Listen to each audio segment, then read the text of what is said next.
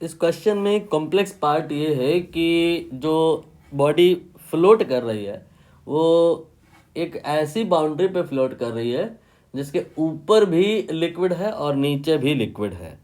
मतलब क्या है, डायग्राम के थ्रू मैं थोड़ा सा समझा दूं। ये एक कंटेनर है, ठीक है, और इसमें आप अगर ध्यान से देखो तो ये जो लाइन है इसके ऊपर एयर नहीं है, इसके ऊपर भी लिक्विड है और इसके नीचे भी लिक्विड है। ऑब्वियसली जो हैवी लिक्विड होगा वो नीचे आ गया होगा, मैंने इसे रो 2 मान लिया, और जो ऊपर लिक्विड है उसका डेंसिटी रो 1 मान लिया।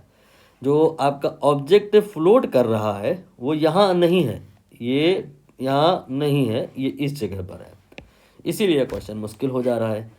तो ऐसी सिचुएशन में करना कैसे होता है ये मैं अभी बता रहा हूँ, बट उसके पहले देख लो निकालना क्या है। आपको क्वेश्चन में गिवन है कि इस ऑब्जेक्ट का जो वॉल्यूम है उसका आधा पार्ट ऊपर वाले लिक्विड में है और आधा पार्ट नीचे वाले में है। तो बताओ ये जो लिक्विड ऑब्जेक्ट है इसका डेंसिटी कितना होगा। क्वेश्चन समझ आ गया होगा।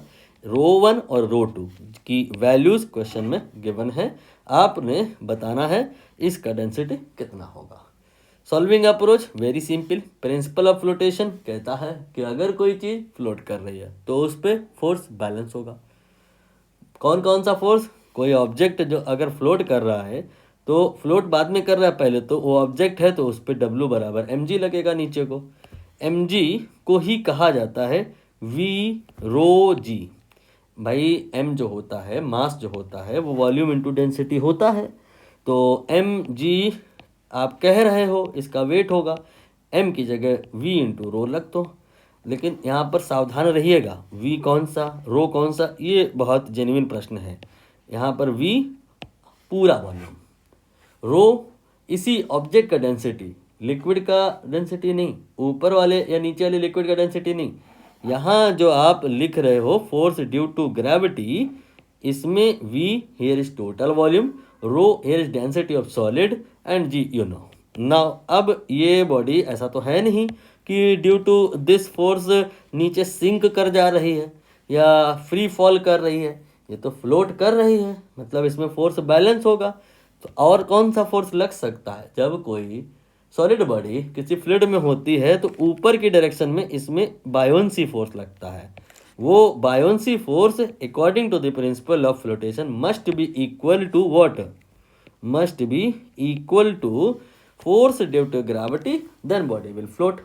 यहाँ फोर्स ऑफ बायोंसी यही तो मुश्किल है निकालना, क्योंकि ये जो लिक्विड है, ये जो ऑब्जेक्ट है, ये किसी एक लिक्विड के कांटेक्ट में नहीं है, इसके ऊपर भी लिक्विड है, इसके नीचे भी लिक्विड है। तो नीचे वाला जो लिक्विड है वो भी ऊपर की तरफ को फोर्स लगाएगा इस पे, ऊपर वाला जो लिक्विड है ये भी ऊपर की तरफ फोर्स लगाएगा। ये ना सोचना दिमाग में कि जो ऊपर वाला फोर्स है वो नीचे को या नीचे वाला ऊपर को, नहीं। आप मान करके चल सकते हो कि यहाँ थारोवली एक लिक्विड ही है एक जैसा, तब तो सारा लिक्विड जो है ऊपर कोई फोर्स लगाएगा ना, उसी रीजनिंग से। इस बात पर विशेष चर्चा बाद में कर लेंगे। फिलहाल आपको समझ में आना चाहिए कि ये बायोंसी फोर्स दो जो लिक्विड हैं दोनों ही लगाएंगे, दोनों ही की वजह से अलग अलग निकालेंगे और फिर जोड़ देंगे तो टोटल बायोंसी आ जाएगा। बायोंसी फोर्स का बात आएगा कि फॉर्मूला क्या होता है, ये भी वी रो जी ही होता है, बट ध्यान दो वी कौन सा रो कौन सा।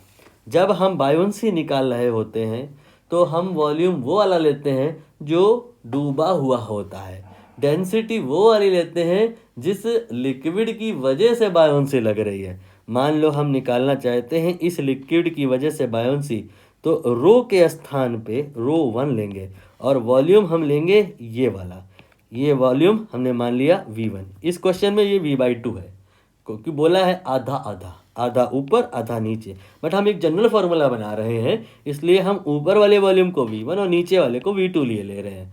और फिर यहाँ पर हम बात करेंगे इस दूसरे वाले लिक्विड की वजह से इस ऑब्जेक्ट पर ऊपर की तरफ लगने वाली बायोंसी, तो फिर यहाँ हम रो नहीं रो 2 लेंगे और यहाँ v2 लेंगे, यहाँ v2 भी v/2 ही होगा।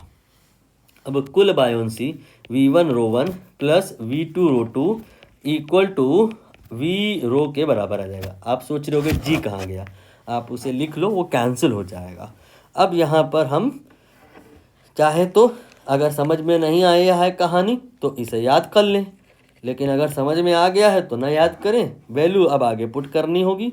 v1 की जगह पे v/2, ठीक है, और v2 की जगह पे v/2, आधा आधा है ना, एंड v की जगह पे v एंड रो। तो यहाँ से जो रो आएगा that will be rho 1, then rho 2, then divided by 2। Values of row 1 and row 2 are 13.6, then plus 0.8 and then divided by 2. Rest is calculation.